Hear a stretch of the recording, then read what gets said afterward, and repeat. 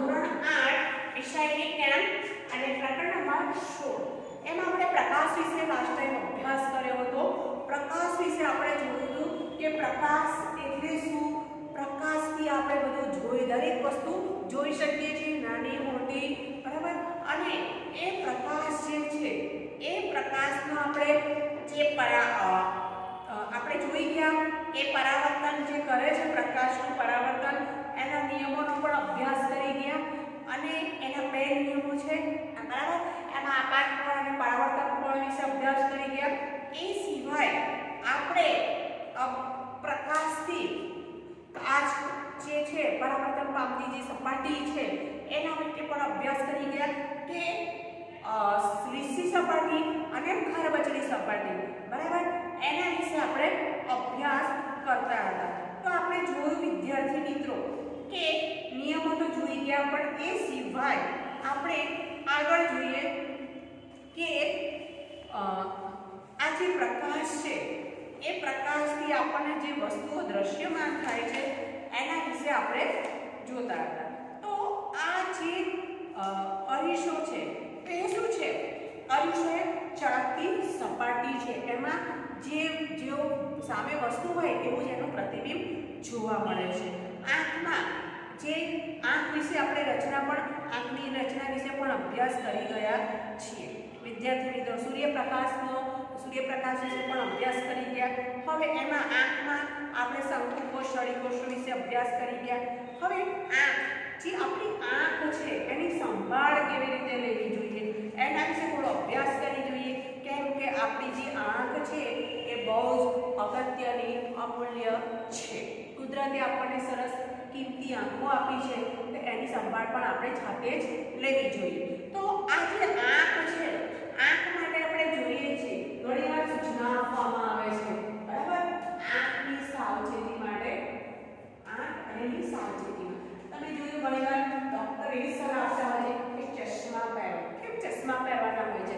કે ચશ્મા પહેરવાથી હવામાંથી જે ધૂળના રજકણ છે કે કોઈ કચરો છે સીધો આપણી આંખ ઉપર પડે નહીં. જો કે કુદરતે આપણને પોપચા એવા સરસ આપ્યા છે આઈલેસીસ કે આપણે જ્યારે પવન આવે કે લાગે ને તો આંખ જાતે જ બંધ થઈ જાય છે. બંધ ચાલુ થતી હોય છે. તમે માર્કિંગ કર્યું છે.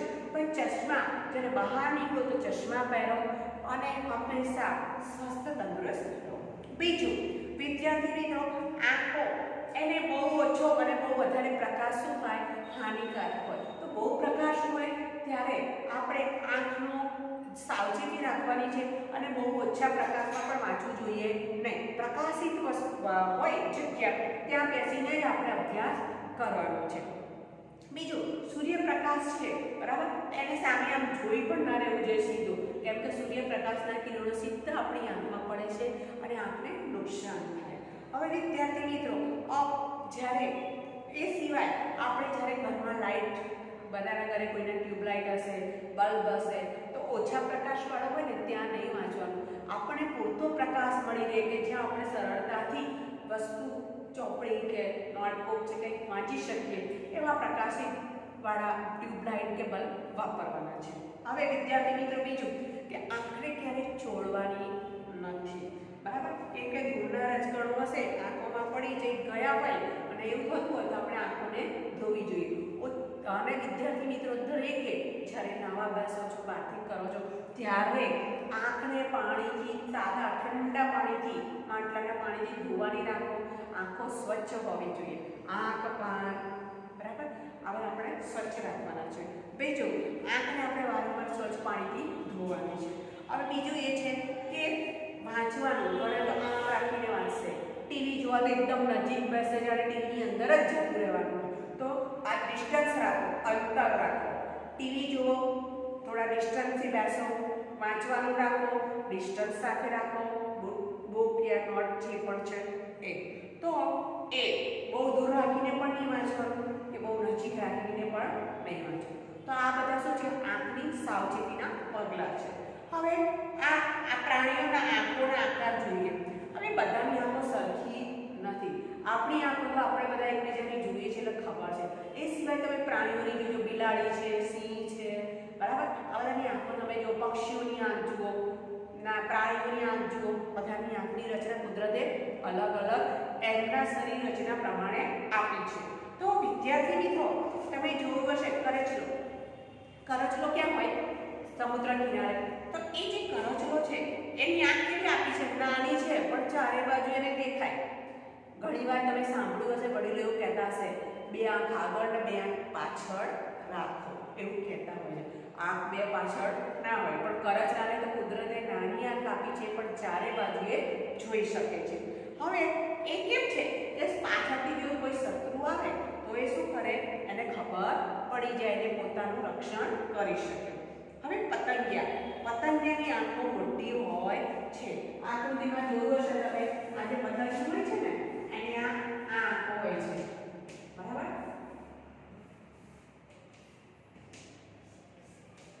આ પતંગિયાની આ આંખો છે. તો આ આંખો કેટલી મોટી આપી છે, બરાબર? તો એ કેવી છે? નાની નાની હજારો આંખો હોય ને, બરાબર? એ ભેગી થઈ જ્યારે બની હોય ને એવી લાગે ને એટલી મોટી છે. તો આ જે આંખો છે, બરાબર, એનાથી શું છે બાજુમાં અને પાછળ પણ જોઈ શકે છે. હવે ગુવડ જોયું હશે, એ નિશાચર કહેવાય છે. નિશા એટલે રાત્રે ઝરનારું એટલે કે નિશાચર.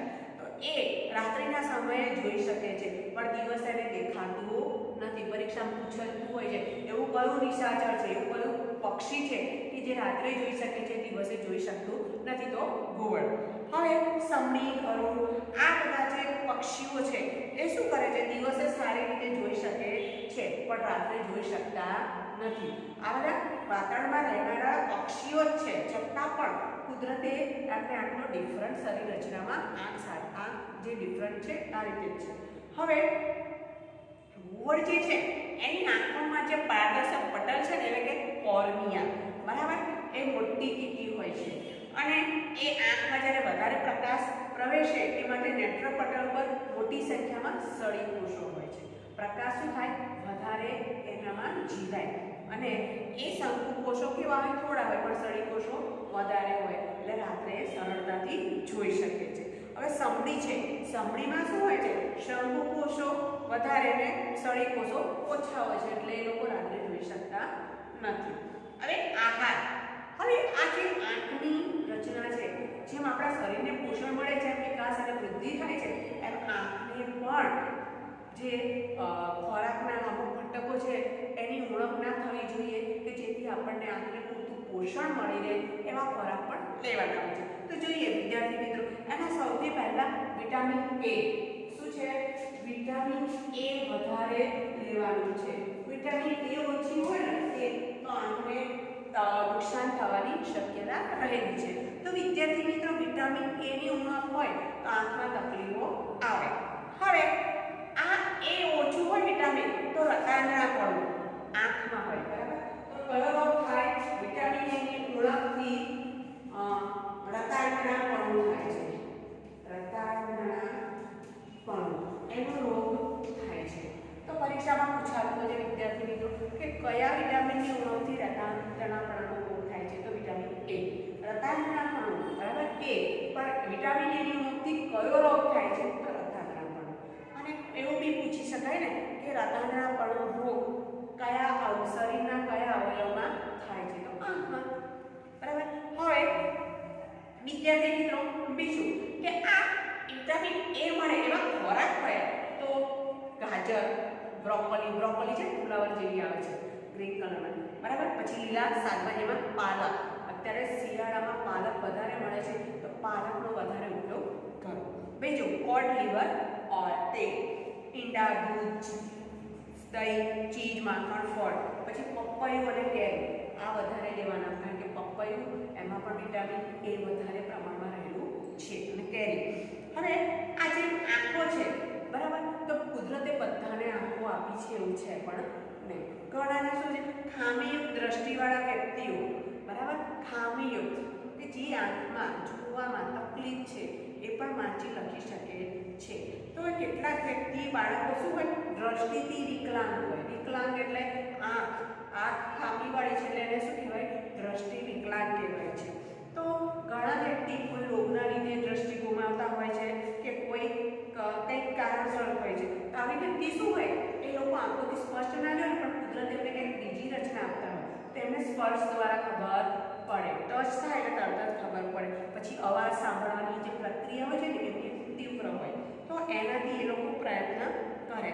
હવે આ જે ખામી દ્રષ્ટિવાળા જે છે એના વિશે જોઈએ કે વ્યક્તિઓ એમની ક્ષમતા એ લોકો શું કરે છે. તો આ ખામી દ્રષ્ટિવાળા વ્યક્તિઓ હોય છે એ બે પ્રકારના સ્ત્રોત, એક તો અપ્રકાશીય સાધનો, અપ્રકાશ એટલે કે જેમાં પ્રકાશ નથી, અને બીજા પ્રકાશીય સાધનો. તો અપ્રકાશીય સાધનોમાં જોઈએ તો દ્રષ્ટિ સંબંધી સાધનો જેમ કે સ્પર્શ સંબંધી, શ્રવણ સંબંધી અને વિહંગાણુ સાધનોનો ઉપયોગ એ અપ્રકાશીય સાધનમાં થાય છે. પરીક્ષા પૂછાય કે પ્રકાશીય સાધનો અને અપ્રકાશીય સાધનો કયા, તો આપણે આ પ્રમાણે લખી શકીએ છીએ. હવે દ્રષ્ટિ સંબંધી સાધનો તો એ શું કરે છે, શબ્દોને મોટા કરે છે, પ્રકાશની યોગ્ય તીવ્રતા પૂરી પાડે છે અને વસ્તુને યોગ્ય અંતર સુધી જોઈ શકે છે. હવે આ ખામીયુક્ત સાધનો, હવે શ્રવણ સંબંધી, શ્રવણ એટલે સાંભળવું, તો એ કયા છે, કેસેટ, ટેપ રેકોર્ડર, બોલતા પુસ્તક, બરાબર. આ બધા સાધનોથી જ્યારે દ્રષ્ટિ ના હોય તો સાંભળીને પણ એ પોતાનું કામ કરી શકે છે, કાર્ય કરી શકે છે. બીજું બોલતા કેલ્ક્યુલેટર્સ અને બીજાણુ સાધનો, બરાબર. બીજાણુ એટલે ઇલેક્ટ્રિકથી ચાલતા, સેલથી ચાલતા ગણતરીના કાર્યો પણ કરી આપતા હોય છે. પછી ટેલિવિઝનમાં પણ તમે જોયું હશે, ઘણીવાર તમે જુઓ છો ટેલિવિઝનમાં બહેરા મૂંગા હોય છે ને, બરાબર, આંધળા હોય છે, એ લોકોનું પણ એ બધાના સમાચારના જે સમાચાર આપતા હોય છે ન્યૂઝમાં, તો તમે જોજો અલગ બહેરા મૂંગાના સંકેતથી કરતા હશે, અને જે દ્રષ્ટિ ખામી હશે ને એ તમે જોજો આમ કરીને કંઈક કરતા હોય છે, તમે જોયું હશે ને સમાચાર વાંચતા હોય છે, અને એ પણ એકદમ સ્પષ્ટ, બરાબર. તો એના વિશે જોઈએ તો પ્રકાશીય સાધનોમાં લખ્યું ને દ્વિકેન્દ્રીય લેન્સ, કોન્ટેક્ટ લેન્સ, અત્યારે કોન્ટેક્ટ લેન્સ, રંગીન લેન્સ પણ આવ્યા છે, આંખો રંગીન દેખાય. હા વિદ્યાર્થી મિત્રો, તો અત્યારે એ બધું બહુ જ એડવાન્સ ટેકનોલોજી આગળ વધી ગઈ છે, તો આ લેન્સનો ઉપયોગ કરવામાં આવે છે. બીજું ટેલિસ્કોપિક સાધનો, ચેકબોર્ડ અને વર્ગ નિર્દેશન જોવા માટે ઉપલબ્ધ છે. હવે તમે વિદ્યાર્થી જેને આંખોની તકલીફ છે, ખામીયુક્ત આંખો છે, તો એ શું કરે છે, તો એમાં એક વ્યક્તિ થઈ ગઈ છે, બરાબર, બ્રેઇલ લિપિ. તો આ જે બ્રેઇલ લિપિ છે એ એક લુઈસ બ્રેઇલ નામના વ્યક્તિ થઈ ગયા છે, બરાબર. લુઈસ, આ નામ યાદ રાખજો કે એ એમને ધન્યવાદ કરો કે એ વ્યક્તિએ આ બ્રેઇલ લિપિ શોધી છે, જે લિપિ શોધી છે એને બ્રેઇલ લિપિ કહેવામાં આવે છે. તો આ વ્યક્તિનો ધન્યવાદ એટલા માટે કરવાનો છે કે એમણે આ સરસ લિપિ શોધી છે અને અત્યારે જે લોકોને દ્રષ્ટિની તકલીફ છે એ આનો ઉપયોગ કરીને એમનું જીવન જીવી શકે. આગળ જોઈએ વિદ્યાર્થી મિત્રો કે 1821માં લુઈસ બ્રેઇલ નામની ખામીયુક્ત દ્રષ્ટિવાળા વ્યક્તિએ અને 1932માં એને અપનાવવામાં આવી. તો આ પદ્ધતિમાં ભાષા છે, ગણિત છે, વૈજ્ઞાનિક સંકેતો છે, પછી ઝાડ આપણે કાગળ હોય ને એની ઉપર આ સંકેત બોર્ડ જોવા મળે છે. તો એમાં કેવું હોય છે, 53% હોય, કેટલા 63% હોય છે એની તળાવથી ચિહ્નો જોવા મળે છે. તો દરેક ભાગમાં 3% જોવા મળે છે, બરાબર. તો આ જે ટપકા હોય છે એ ટપકાને સીટ ઉપર ઉપસાવવામાં આવે અને જે ખામી દ્રષ્ટિવાળા હોય ને એને સ્પર્શ કરીને અક્ષર તરીકે ઓળખે. હવે સ્પર્શ કરવાનું સરળ બનાવવા માટે શું કરે, ટપકા ઉપસાવવા. તમે કોઈ પતરું હોય ને એની પર ખીલી કે અણીવાળી વસ્તુ ટાંકશો ને તો એ વસ્તુ જે છે ને આ રીતે આમ નીચે ઉપસી આવશે, બરાબર. તો એ ઉપસી આવનાર જે ટપકાઓ કરવામાં આવે છે અને એનાથી એ લોકો જે આમ ચિહ્નો હોય, અક્ષરો હોય, સંયોજનોથી શીખે છે અને એ સ્પર્શ દ્વારા ઓળખે છે અને એ ચિહ્નો યાદ રાખે છે. અને આ બ્રેઇલ લિપિનું દબાણ હાથ કે મશીન દ્વારા ઉત્પન્ન કરાય છે.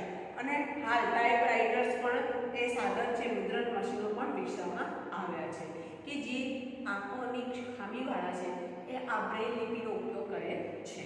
હવે આ એ સિવાય બીજું કે જન્મથી જેને ખામીયુક્ત હોય, બરાબર, રવિન્દ્ર જૈન, તમે રામાયણમાં જે થોડા અમુક દોહા, અંતરાટી, ગીતો આવતા હતા એ બધા કોણ હતું? રવિન્દ્ર જૈન. એમણે સંગીત પણ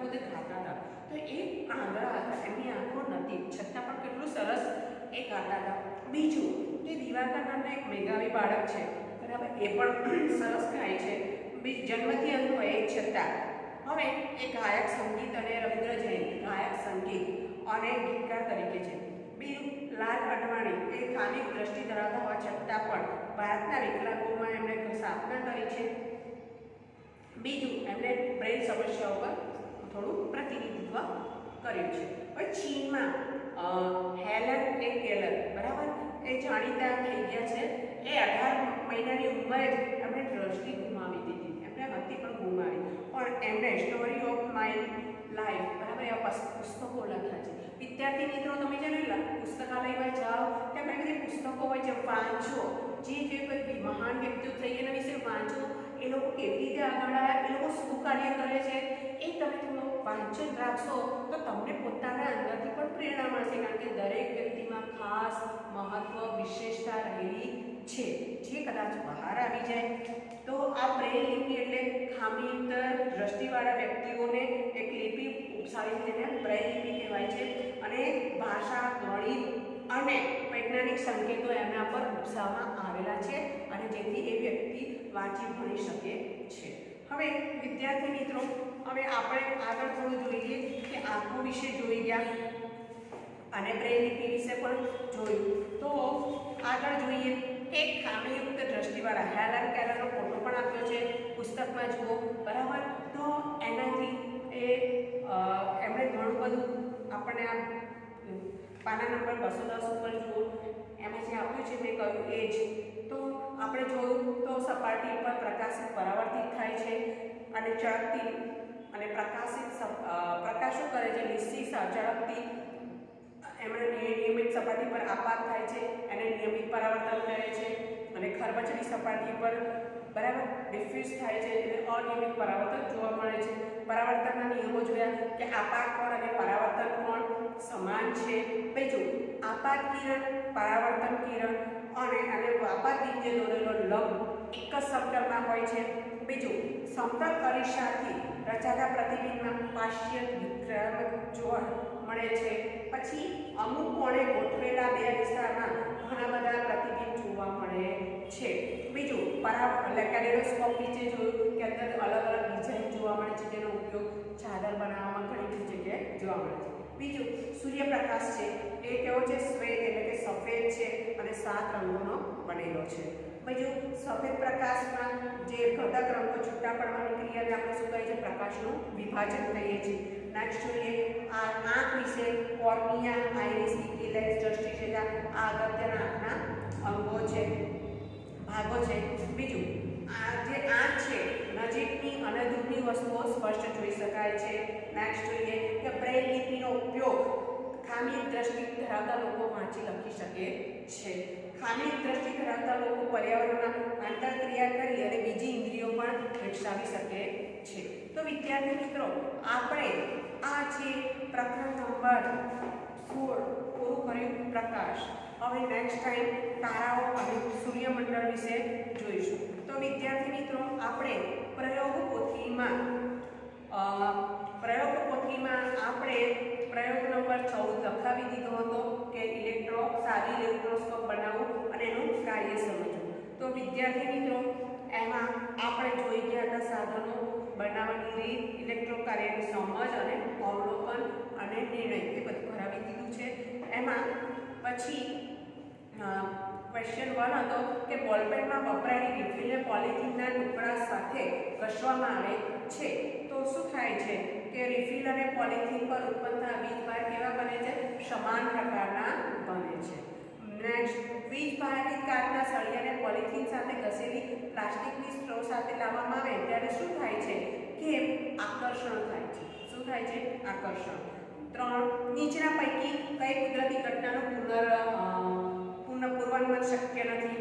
તો ભૂકંપનું કોઈ શક્ય નથી. વંટોળ વિશે આગાહી કરી શકો, ચક્રવાત કરી શકો, ગાજવીજ સાથે વરસાદની કરી શકો. તમે જોજો હવામાનના સમાચારમાં આ રીતે આગાહી કરવામાં આવતી હોય છે પણ ભૂકંપ વિશે કોઈ આગાહી હોતી નથી. એ કુદરતી છે.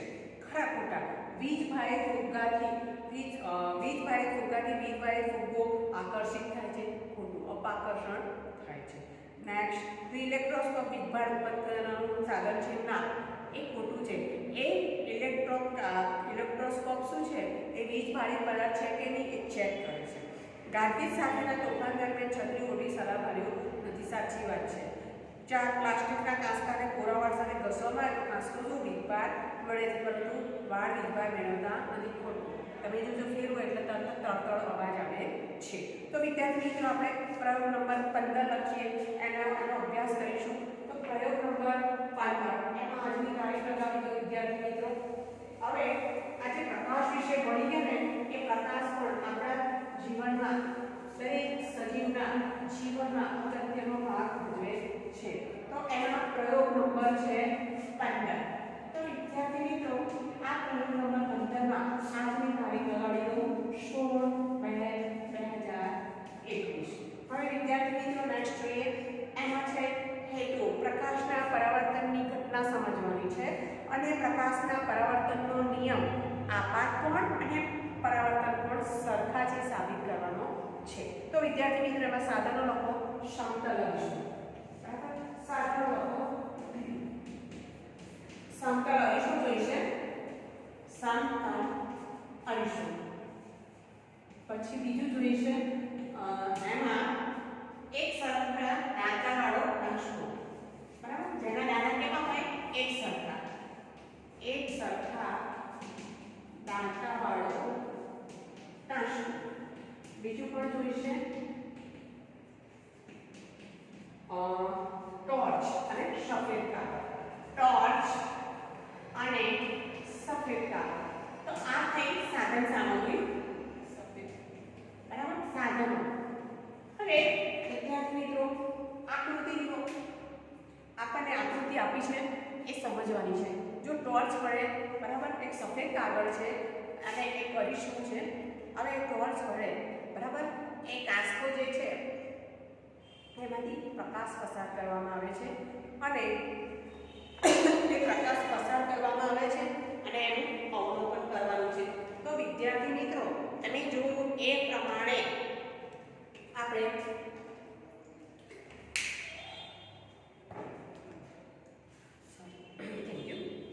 તો એ પ્રાવર્તિત કિરણ જોવાનું છે, અરીસો જોવાનો છે અને પ્રકાશનું જે કિરણ આપાત કિરણ જોવાનું છે. પછી તમે બાજુમાં જુઓ કે સમતલ અરીસાની આકૃતિ P અને Q બિંદુ સાથે છે. પરાવર્તિત કિરણ, આપાત કિરણ અને બે વચ્ચે આપાત કોણ અને પરાવર્તન કોણ છે એ અને લંબ, બરાબર, આપાત બિંદુ એ જોવાનું છે. તો પદ્ધતિમાં વિદ્યાર્થી મિત્રો જુઓ કે ટેબલ પર સફેદ કાગળ લગાડવાનું છે અને કાગળ પર રેખાખંડ PQ દોરવાનું છે. PQ પર સ્ટેન્ડમાં, બરાબર, સમતલ અરીસો ગોઠવવાનો છે. જોયું છે આકૃતિમાં. હવે કાંસકો લેવાનો મધ્ય ભાગમાં એક દાંતો સિવાયને બધા દાંતા કાળા રંગની પટ્ટી, એક જ દાંતો લખવાનો, બાકી બધા ઉપર કાળા રંગની પટ્ટી લગાડીને બંધ કરવાનો.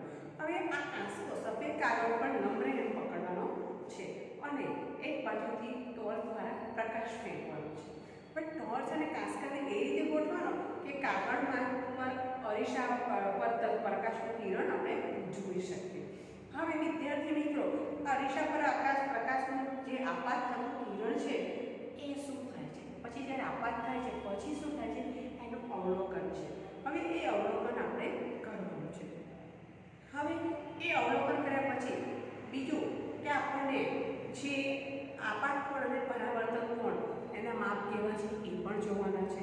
તો આ બધું અવલોકનમાં આવે છે. તો વિદ્યાર્થી મિત્રો અવલોકનમાં જુઓ, આપાત કોણ I અને પરાવર્તન કોણ R, એનું માપ લખવાનું છે. તો વિદ્યાર્થી મિત્રો અવલોકનમાં જુઓ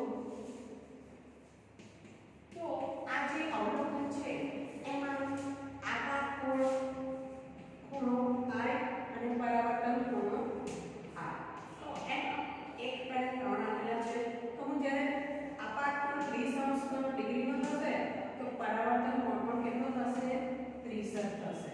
બીજું 45 એમ 30 તો પરાવર્તન કોણ પણ 45 થશે. આપાત કોણને હું 60° ના ખૂણે મૂકીશ તો પરાવર્તન કોણ પણ 60 ડિગ્રીએ જોવા મળે છે.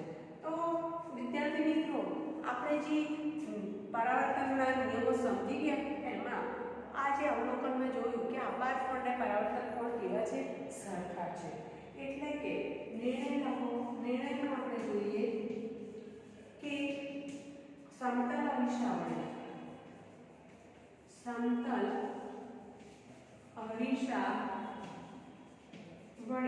પ્રકાશના કિરણનું પરાવર્તન થાય છે. કિરણનું પરાવર્તન થાય છે. એટલે વિદ્યાર્થી મિત્રો સમજ્યા ને કે પરાવર્તન થઈને બરાબર પરાવર્તન જે થાય છે એ જોઈ.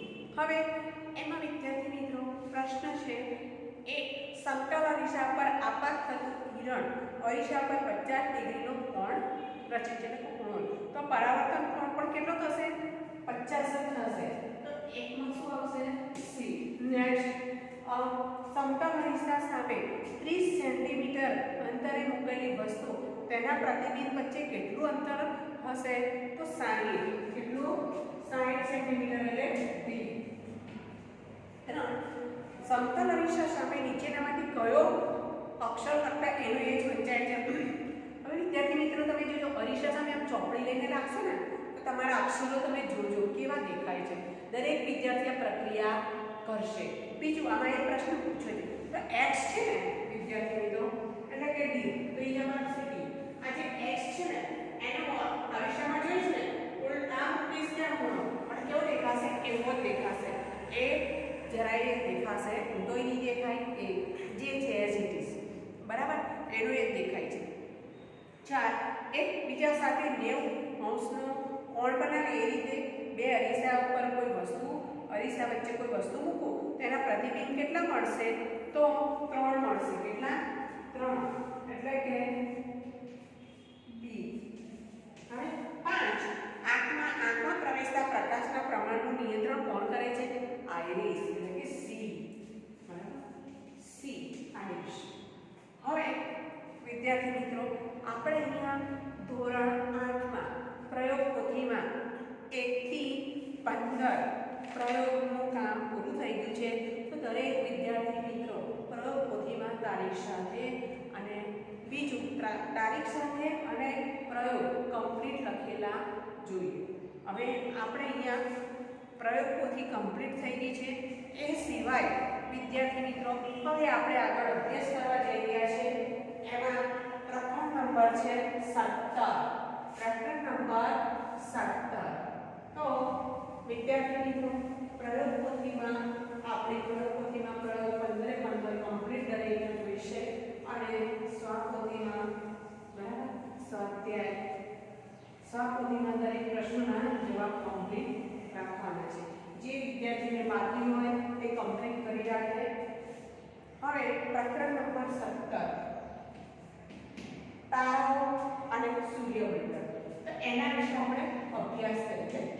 તારાઓ અને સૂર્યમંડળ. તો વિદ્યાર્થી મિત્રો આ તારા તો બધાએ જોયા હશે બરાબર ને. તો આ તારા અને સૂર્યમંડળ એ શું છે એના વિશે અભ્યાસ કરતા પહેલા આપણે પ્રકાશ વિશે થોડું જોઈ લઈએ બરાબર. તો એક તો આપાત કિરણ પરાવર્તિત કિરણ પરાવર્તન લંબ આપાત કોણ પરાવર્તન કોણ પછી પાર્શ્ય વ્યુત્ક્રમ. તો એ પાર્શ્ય વ્યુત્ક્રમમાં મેં કહ્યું ને અરીસામાં જે પ્રતિબિંબ રચાય ને તો હાથ ઊંચો કરીએ તો ડાબો ભાગ શું થાય જમણી બાજુ થઈ જાય અને જમણો ભાગે ડાબી બાજુ થઈ જાય અને પાર્શ્ય વ્યુત્ક્રમ કહેવાય. અનિયમિત પરાવર્તન નિયમિત પરાવર્તન ગુણક પ્રતિબિંબ કારણ કે બે અરીસા એકબીજા સાથે કોઈ ખૂણો રાખ્યું હોય આમાંથી અનેક પ્રતિબિંબ જોવા મળતા હોય છે અને ગુણક પ્રતિબિંબ કહેવાય છે. પછી પ્રકાશનું વિભાજન આધાર બિંદુ બ્રેલ લિપિ પ્રકાશિત વસ્તુ. હવે પરપ્રકાશિત વસ્તુ. તો પરપ્રકાશિત એટલે શું કે જેના પર પ્રકાશ પડે છે તેને પરપ્રકાશિત. પર એટલે બીજું એટલે કે જેમ કે સૂર્યનો પ્રકાશ છે ચંદ્ર ઉપર પડે એટલે ચંદ્ર આપણને પ્રકાશિત લાગે છે બાકી ચંદ્ર સ્વયં પ્રકાશિત નથી. બીજું સ્વયં પ્રકાશિત. સ્વયં પ્રકાશિત એટલે જાતે પ્રકાશ ઉત્પન્ન કરો. તો એ શું છે પહેલા તો સૂર્ય આમાં બી પ્રકાશ છે મીણબત્તીમાં પ્રકાશ છે. પછી બલ્બમાં આપણે સ્વિચ ઓન કરીએ છીએ ત્યારે શું થાય પ્રકાશિત થાય છે. તો આ પ્રકાશિત વસ્તુ કહેવાય. હવે પેરિસ્કોપ છે કે સબમરીન છે, બંકર છે, ટેન્ક છે, એ લોકો શું કરે છે, સૈનિકો દ્વારા બહારની વસ્તુ જોવા માટે એનો ઉપયોગ કરતા હોય છે. કેલેડોસ્કોપ એટલે બીજ, ચિત્રો, ડિઝાઇનો બનાવવાની હોય વિવિધ, એમાં ઉપયોગ કરવામાં આવે છે. પછી આઈરિસ છે, આ કીકી છે, એના કદને નિયંત્રણમાં રાખે છે અને જે રંગ છે માટે આપણે અલગ અલગ, તમે જોજો બધાની આંખો કાળી હોય, કોકની ભૂરી હશે, કોકની માંજરી હશે, બરાબર, આ રીતની હોય છે. તો એના માટે જવાબદાર કોણ છે? આઈરિસ. પછી દ્રષ્ટિ ચેતાકોષો સાથે જે સંવેદના આવે છે, દ્રષ્ટિ ચેતા દ્વારા મગજ સુધી પહોંચે છે. ઉપચાર આંખની સુરક્ષા માટે આપેલા છે. પછી વિટામિન એ આંખોની તંદુરસ્તી માટે જરૂરી છે અને બ્રેઇલ લિપિ એ ખામી દ્રષ્ટિવાળા વ્યક્તિઓ માટે છે.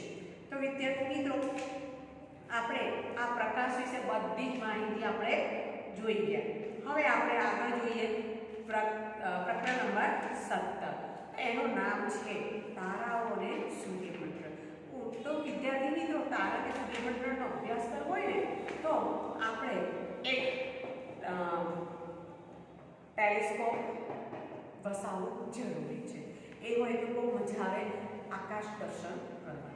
હવે આ તારા અને સૂર્યમંડળ ક્યાં જોવા મળે છે? આકાશમાં. આપણે એમની નીચે જોતા નથી. તો જોયું હશે ઘણીવાર ઉનાળામાં આપણે બધા ધાબા ઉપર બધા સૂતા હોય છે ત્યારે તમે ઉપર જુઓ તો અંદર કેટલાય તારા જોવા મળશે, બરાબર. એનું અવલોકન તમે કોઈ વાર કર્યું છે? તો જ્યારે સૂઈ જાઓ તો રાત્રે આકાશમાં તમે શાંતિથી એનું નિરીક્ષણ કરી શકો. હવે આ જે તારાઓ તેજસ્વી તારાઓ આપણે નહીં કહેતા, જ્યારે કોઈક વ્યક્તિ કે કોઈ સારો સ્ટુડન્ટ સરસ ભણે આગળ આવે તેને તેજસ્વી તારા તરીકે આપણે સંબોધન કરતા હોય છે. તો આ કેમ એવું કહેવાય છે કે તારા ક્યાં છે? આકાશમાં ઉપર, બરાબર. આપણે ધરતી પર છીએ ને આકાશમાં છે, તો ત્યાંથી આપણા માટે શક્ય નથી. એટલે જે સારું કામ કરે એના માટે આપણે તેજસ્વી તારા તરીકે ઉપયોગ કરીએ છીએ. તો એમાં સૌથી પહેલાં આ શહેરમાં આપણે જોઈએ તો પ્રકાશ, ધુમાડા, ધૂળના લીધે આપણને આકાશ રાત્રે જ આપણે સ્વચ્છ ભાગ્યે જ જોઈ શકીએ છીએ. મોસ્ટ ઓફ પ્રદૂષિત વાતાવરણથી આપણને થોડું ધૂંધળું બી હોય છે, પણ હા, ઉનાળામાં તો ઘણીવાર એટલું સ્વચ્છ આકાશ હોય છે ને રાત્રે તમે ધ્યાનથી જોજો. તો આપણે ચંદ્ર, તારા, નક્ષત્રો, સૂર્યમંડળ અને સૂર્યમંડળના કેટલાક સભ્યો વિશે અભ્યાસ કરવાનો છે. તો સૌથી પહેલાં આપણે જોઈએ કે રાત્રે આપણને સૌથી તેજસ્વી શું દેખાય છે? ચંદ્ર અને થોડા તારા. તેમાં ચંદ્ર તો આકાશી પદાર્થ એટલે શું?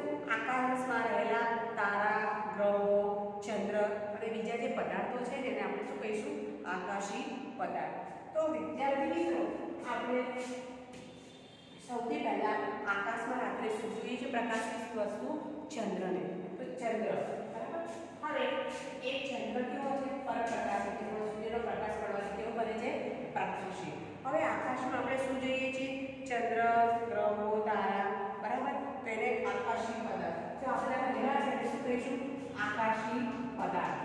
વિદ્યાર્થી મિત્રો, પરીક્ષામાં પૂછાતું હોય છે આકાશી પદાર્થો એટલે શું? એક આપણે નેક્સ્ટ જોઈએ કે ચંદ્ર વિશે જોઈએ. તો ચંદ્ર વિશે તો ઘણા કવિઓએ કલ્પનાઓ બી બહુ કરી છે. ચંદ્ર વિશે ઘણો બધો અભ્યાસ કરાય છે અને અત્યારે પણ ચંદ્ર અને મંગળ ઉપર બધા અંતરિક્ષયાન મોકલી અને એનો આગળ ટેકનોલોજીનો ઉપયોગ કરીને એનો આગળ અભ્યાસ કરવામાં ઘણા વૈજ્ઞાનિકો, બધા અલગ અલગ જે દેશો છે એ બધા પોતપોતાના વૈજ્ઞાનિકોને આ રીતે અંતરિક્ષયાન મોકલે છે બનાવીને, એનો આગળ અભ્યાસ કરે છે. તો જોઈએ ચંદ્રનો આકાર તમે જોજો, તમે આકાશમાં જુઓ છો ને તો ફેરફાર થતો. એક સરખો ચંદ્ર ગોળ દેખાતો નથી. તમે જોજો કે પૂનમના દિવસે થાળી જેવો ગોળ દેખાય છે, પણ પૂનમ પછી જોશો ને તો ધીમે ધીમે ઓછો થતો જાય છે, બરાબર. ઓછો થતો જાય છે અને ધીમે ધીમે એકદમ ઓછો થઈ જાય ને જ્યારે અમાસ આવે ને ત્યારે આકાશમાં દેખાતો નથી, બરાબર. તો આ જે પૂનમ હોય ત્યારે કેવો દેખાય છે? ગોળ થાળી જેવો, અને ધીમે ધીમે નાનો થતો જાય છે. અમાસ થાય એટલે બિલકુલ દેખાતો નથી. પણ જેવું અમાસ પૂરું થાય એટલે તમે જો બીજમાં છે ને એકદમ આંખ દેખાય છે.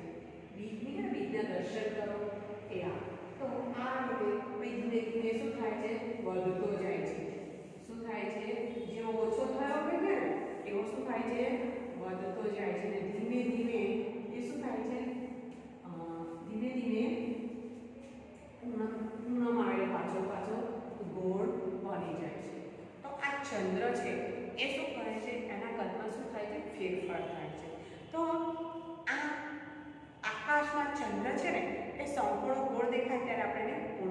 કહીએ છીએ, ના દેખાય તેને અમાસ કહીએ છીએ. બીજું, ચંદ્રના તેજસ્વી ભાગનું કદ પાતળું અને વધુ પાતળું થતું જાય છે અને 15મા દિવસે ચંદ્ર દેખાતો નથી, એને આપણે અમાસ કહીએ છીએ. હવે વિદ્યાર્થી મિત્રો, એક પૂનમથી બીજી પૂનમ આવે એટલે શું થાય? 29 દિવસનો ગાળો કહેવાય. હવે આ ચંદ્ર જે છે એનો જે તેજસ્વી ભાગ છે એ જુદા જુદા આકારમાં આપણે જોઈએ છીએ, એને ચંદ્રકળા કહેવાય છે. આ બધા જે જુદા જુદા ભાગ છે ને એને શું કહીએ છીએ? ચંદ્રકળા. શું કહેવાય છે? ચંદ્રકળા કહીએ છીએ. હવે આ છે ચંદ્રકળા, મેં કહ્યું એમ સૂર્યનો પ્રકાશ પડવાથી પ્રકાશિત થાય છે. બીજું, સૂર્ય કેવો છે? સ્થિર. પૃથ્વી સૂર્યની આજુબાજુ ફરે છે. પૃથ્વી શું છે? સૂર્યની આજુબાજુ ફરે છે અને ચંદ્ર પૃથ્વીની આજુબાજુ ફરે છે.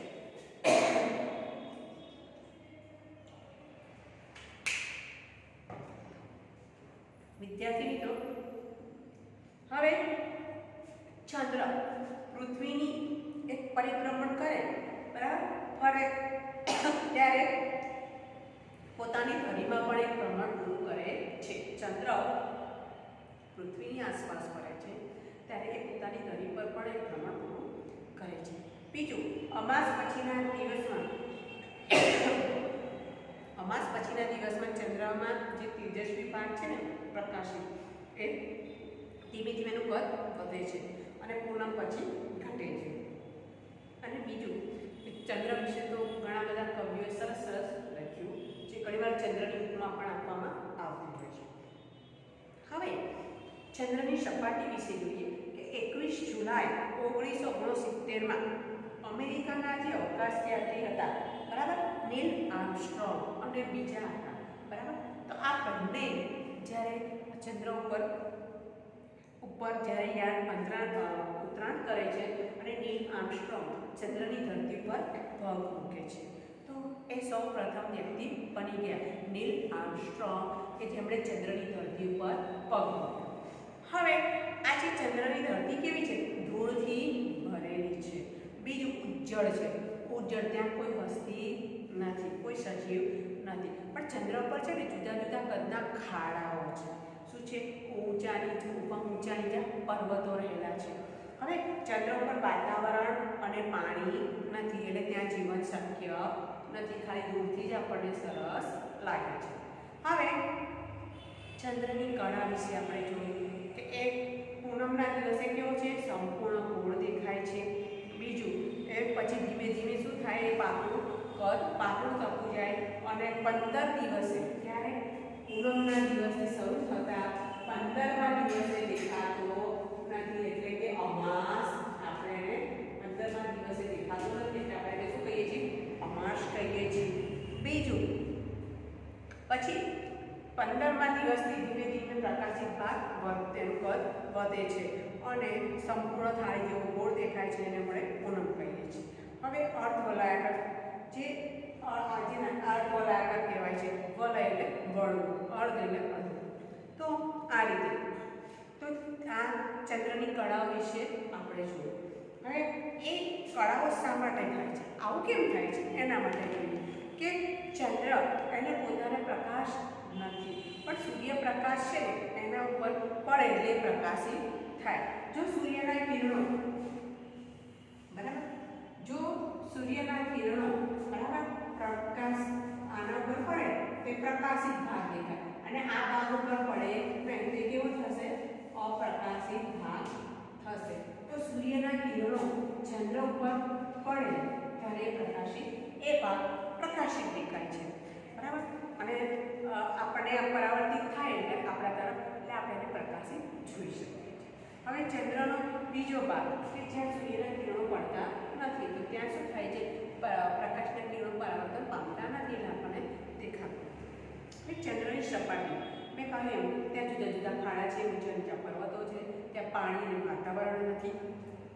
બીજું કે ત્યાં માધ્યમની ગેરહાજરી હોવાથી અવાજ પણ સંભળાતો નથી. ચંદ્ર ઉપર છે ને ત્યાં અવાજ સંભળાતો નથી. બીજું કે તમે જુઓ ત્યાં આગળ હવાની ગેરહાજરી હોય, બરાબર, પાણી નથી, વાતાવરણ નથી, એટલે સાંભળી બી ના શકાય. અને બીજું ત્યાં આગળ શું થાય? જરાક તરતા હોય, જમ્પિંગ કરતા હોય ને એવું લાગે.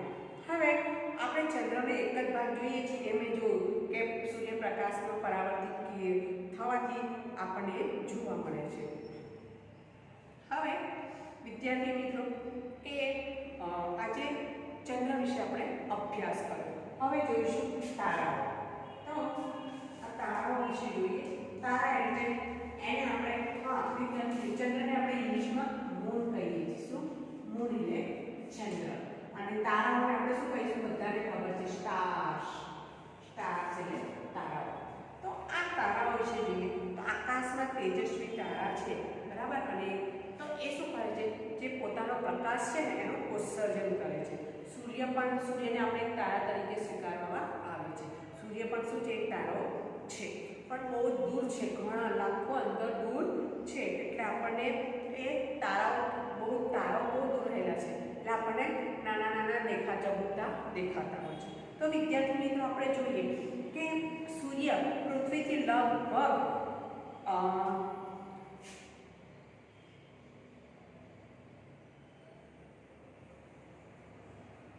1,50 કરોડ કિલોમીટર દૂર આવેલો છે. અને એ પૃથ્વીનો સૌથી નજીકનો તારો છે. કોણ? સૂર્ય. હવે આ જે સૂર્ય છે, બરાબર, હવે તારાઓ છે ને એ મોટા અંતરને માપવા માટે હવે વિદ્યાર્થી મિત્રો આ સૂર્ય, આ તારા છે એ આકાશમાં આપણાથી ઘણે દૂર રહેલા છે. તો આપણે એને અંતર જેમ આપણે 5 કિલોમીટર 10 કિલોમીટર ભૂલીએ છીએ માપીને, એટલું શક્ય નથી એ રીતે માપવું. તો આપણે એને જે એકમ છે એને પ્રકાશ વર્ષ, શું છે? પ્રકાશ વર્ષથી અંતર માપવામાં આવે છે. તો વિદ્યાર્થી મિત્રો યાદ રાખો એ આ તારાઓ અને ગ્રહો એનું અંતર માપવા માટે આપણે પ્રકાશ વર્ષનો એકમ ઉપયોગમાં લઈએ છીએ. પરીક્ષામાં પૂછાતું હોય છે. હવે આ સૂર્ય તેજસ્વી પ્રકાશ હોય છે. દિવસે તમે જો સૂર્યનો પ્રકાશ એટલો બધો હશે કે આપણને દિવસે તારા દેખાશે નહીં, પરંતુ જ્યારે રાત્રે સૂર્યનો પ્રકાશ નહીં મળતો નથી એટલે આપણે અંધારું થાય છે અને રાત્રિ દરમિયાન આપણને તારા દેખાય છે. તો આપણે જોયું કે જે સવારે જે તારા હોય છે એ પૂર્વમાં ઉગી પશ્ચિમમાં આથમી જતા હોય છે. હવે સાંજે પૂર્વમાં ઉગ્યા હોય વહેલી સવારે પશ્ચિમમાં આથમે છે. એનું કારણ શું છે કે પૃથ્વી પોતાની ધરી ઉપર પશ્ચિમથી પૂર્વ તરફ ભ્રમણ કરે છે. હવે તારામંડળમાં એક તારો છે, ધ્રુવનો તારો, બરાબર, એ કેવો છે? સ્થિર છે. સ્થિર એટલે એ ખસતો નથી. એ ધ્રુવનો તારો કહેવાય છે અને પૃથ્વીની ધરીની દિશામાં આવેલો છે. ધ્રુવના તારાને ઉત્તરનો તારો કહેવાય. ઉત્તર દિશામાં હોય છે એટલે એને ધ્રુવનો તારો કહેવાય છે. બીજું તે ધ્રુવ તારો હંમેશા ઉત્તર દિશામાં જોવા મળે છે. હવે આકાશમાં બધા તારાઓ ખસે છે, કારણ કે તમે જો ચાલતા હોય ત્યારે એવું લાગે જાણે એ પણ ચાલતો હોય. એવું નથી. આકાશના બધા તારાઓ ખસતા નથી, પણ એ શું છે? પૂર્વથી પશ્ચિમ તરફ ખસતા દેખાય છે, બરાબર. એ પણ કેમ કે પૃથ્વી શું છે? પશ્ચિમથી પૂર્વ તરફ ફરે છે એટલા માટે. હવે ધ્રુવનો તારો ખસતો નથી, એને સ્થિર છે, બરાબર. હવે આપણે આ જે તારાઓ વચ્ચેનું અંતર છે એ પ્રકાશ વર્ષથી માપીએ છીએ. હવે પૃથ્વી પર કોઈ પણ તારો હોય પૃથ્વીથી 8 પ્રકાશ આપણે જોયું હશે કે ઘણો બધો દૂર છે, તો આપણે એ અંતરને પ્રકાશ વર્ષ તરીકે દર્શાવીએ છીએ. અને 1 વર્ષમાંથી કાપેલું અંતર છે એને આપણે પ્રકાશ વર્ષ કહીએ છીએ. હવે આ જે તારાઓ છે એ પછી આવે છે નક્ષત્રો. હવે આ નક્ષત્રો વિશે તમે બધાએ સાંભળ્યું હશે. તો નક્ષત્રો એટલે શું? કે આ જે નક્ષત્રો એ શું છે? તારાઓનો સમૂહ હોય છે, બરાબર. એના આકાર ઉપરથી આપણે એને નક્ષત્રો કહેવામાં આવે છે. નક્ષત્રોમાં મુખ્ય છે એક સપ્તર્ષિ, વૃશ્ચિક, શર્મિષ્ઠા અને મઘા. તો આ જે નક્ષત્રો છે એમાં પહેલું સપ્તર્ષિ જોઈએ, બરાબર. નક્ષત્રોમાં પહેલું છે સપ્તર્ષિ. સપ્તર્ષિ એટલે 7, બરાબર. 7 તારાઓનું જૂથું હોય એને આપણે સપ્તર્ષિ કહીએ છીએ. ઉનાળામાં જોવા મળે છે, ખાસ ચોખ્ખું જોઈએ તો 7 તારાઓ છે, બરાબર. મોટો કડછો ચમચો હોય, બરાબર. પ્રશ્નાચિહ્ન પ્રશ્નાચિહ્ન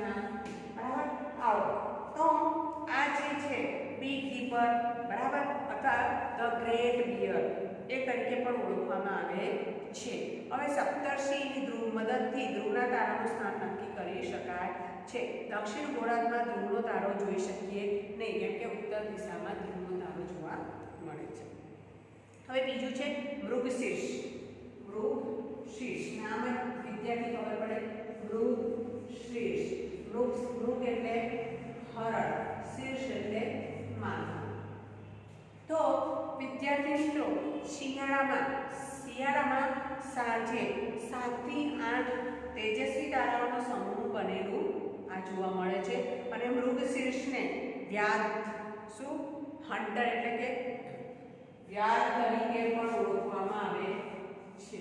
તો આ જે મૃગશીર્ષ નક્ષત્ર છે એ આપણને શિયાળામાં જોઈ શકો છો 6 થી 7માં. અને ત્રીજું છે શર્મિષ્ઠા. તો આ શર્મિષ્ઠા છે ઉત્તર તરફ એ ડબલ્યુ કે એમ આકારમાં જોવા મળે છે. શર્મિષ્ઠા છે એ આપણને ડબલ્યુ અથવા એમ એ રીતે સમૂહમાં જોવા મળે છે, જેને શર્મિષ્ઠા નક્ષત્ર કહીએ છીએ. તો વિદ્યાર્થી મિત્રો આપણે નક્ષત્રમાં મુખ્ય નક્ષત્રો વિશે અભ્યાસ કર્યો. હવે નેક્સ્ટ ટાઈમ આગળ જોઈશું.